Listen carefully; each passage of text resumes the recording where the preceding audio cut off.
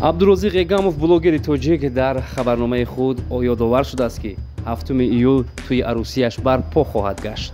ӯ бо Амира номи духтараке аз шаҳри Шарҷа бо ҳам якдигарро хуш намуда қарор бароварданд ки 2 моҳ қабл тӯи арӯсиву домодиашонро дар ҳалқаи беҳтарин блогерону сарояндагон барпо хоҳанд кард. عبدالرزاق то имрӯз ба касе чизе намегуфт оиди зангирияш. ҳамагон гумон мекарданд ки ӯ аз тоҷикистон зан мегирад.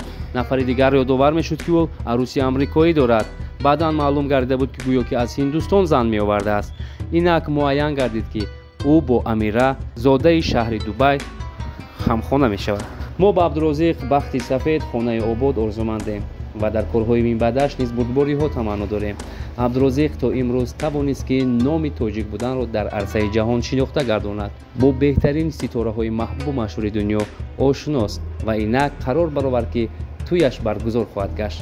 акнун интизор меравад ки тӯи عبدالرزاق чӣ гуна баргузор мегашта бошад, киҳо иштирок мекунанд ва дар ҳамон рӯи хати дӯстонаш номҳои киҳоро дарҷ мекардааст. барои мо ҷолиб аст. дар наздиктарин фурсат боз хабарҳои ҷолиб шунидем ва шумо сари вақт хабар медиҳем. бо мо буданро фаромӯш насозед. баъд шахсоне ки барои граница гузаштан ҳамавақтавори ширкати Баха як ҳамон тӯли 1.5 сол мешавад хатш ҳамкорӣ дорем бе ягон падвадита.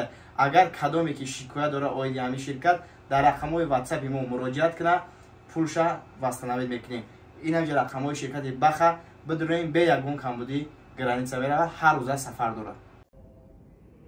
Hello, assalamu alaikum guys, how are you, how's everything? This is Abdulrazak, and guys, you know, I'm 20 years old and I have dream to fall in love and get one girls who respecting me, who loving me too much. You know, it's been my dream, and suddenly I find that girls who's respecting me, who's giving for me too much love. And I don't know how to say because I'm too much excited and I'm too much, what's it called? And guys, I have one surprise for all of you. This is... عبدالرزاق тӯй дорад. ин овоза нест. ин ҳақиқатест ки чанд рӯз қабл дар навори худи ин ҷаноби хурдакак ба кулли тамошобинонаш қисса кард. яъне ӯ қайд карда буд ки 5 сол пеш бори аввал ошиқи зори духтаре гашта буд ва мехост оянда бо ӯ оиладор шавад, вале қисмат ӯро бо дигаре пайванд намуду ишқи пурсӯз дар дили кӯчаки عبدالرزاق боқӣ монд. ӯ боз хабар дод ки оянда ҳатман оиладор мешавад, аммо бо кӣ ва чӣ гуна духтар ва ё аз кадом давлату миллат дар ин бора дақиқ чизе нагуфтааст. عبدالرزاق моҳи апрел ба тоҷикистон сафар баста буд ва ҳамин ки моҳи рамазон пур шуд ӯ боз озими хориҷа гашт. ӯ сафарҳои зиёд дар нақша дошта. айни ҳол дар ҳиндустон банди сабти кинофилм бо Салмону Шоҳруххан аст ки бо як ҷиддуҷаҳд пайи омода намуданаш ҳастанд. худо хоҳад ин филм дар бозори синамо яке аз филмҳои машҳуртарин дар ҳаёти عبدالرزاق боқӣ хоҳад монд. عبدالرزاق рӯҳияи баланд, истеъдоди боло дошта, ҳунар дар ботинаш мисли вулкан фаввора зада меҷӯшад. клипҳои ҷолиб, сурудҳои дилнишинаш сазовори аҳсану офарини мухлисони ҷаҳонияш гаштааст.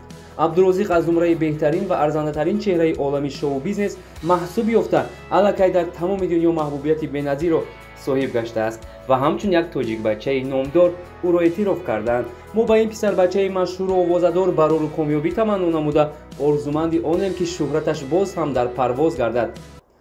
عبدالرزاق ایگاموف блогер, ҳунарманд, варзишгар ва овозхони маъруф ки дар Дубаю Ҳиндустон зиндагӣ мекунад, таронаи навашро бо номи Бориш нашр намуд. ин клипи навро ки ӯ 15 рӯз қабл нашр кард, то ҳол беш аз 500 000 нафар тамошо кардааст. дар ин тарона ки бо забони ҳиндӣ дар саҳифаи худи عبدالرزاق нашр шудааст, дида мешавад ки ӯ дар зери борон бо пойҳои ифлос ва сару рӯи тар роҳ меравад, сипас ба касе нома менависад. ин овозхони тоҷик баъд аз он ки аз Дубай ба Ҳиндустону Испания ва дигар кишварҳои Аврупо рафт, ба ситораи ҷаҳонӣ табдил гашт.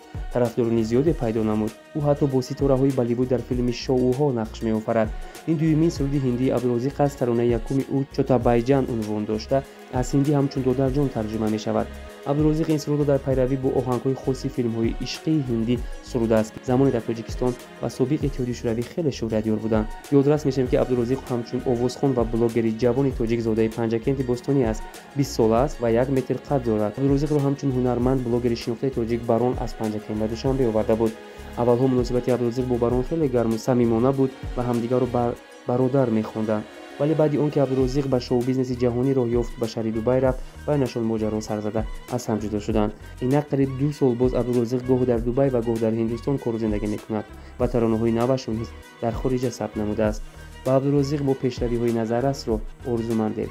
ما کانال مهراب رو پادپیسات نموده، لایک گذاشته و کامنت‌های خوب نوشتن رو فراموش نسازید. با ما بمونید. با پیش عبدالرزاق با کانال ما ابونه شده، پادپیسات کردن، لایک گذاشتن و همچنین پادلیت کردن ویدیو رو با دوستانتون فراموش نسازید. My brother, I'm so proud of you, brother. You're going big boss. I'm going to the big boss. This is the same show you were in. Yes. Imagine that. Yes. 2 of us. I'm telling all my fans Yes. supporting you, Thank same you. supporting me, Thank you so supporting you. And as Abdul made you proud, I will make you extra proud. Yes.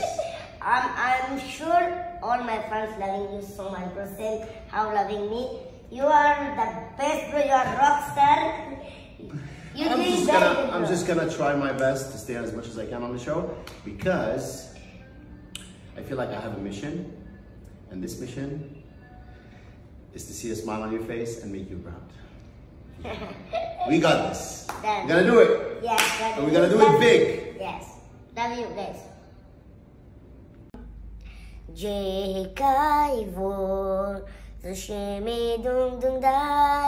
Jackie Chan, I'm coming to China to see you. Shooting, bro, shooting. See, my blood is here. Is this your real blood? Yeah. Hey, jute, chalak bro. बहुत चला, bro. All gun the hopes of.